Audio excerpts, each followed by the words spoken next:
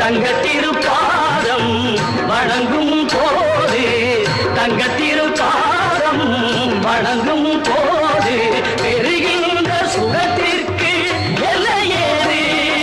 பெறுகின்ற சுகத்திற்கு எல்லையேது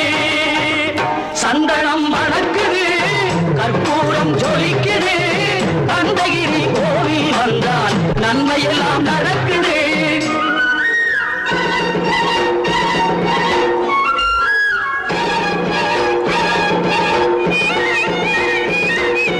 மயில் மீது மன்னனை இருக்க வைத்து ஏழு ஸ்வரம் பாடும் கிங்கிணி சருங்கை கட்டி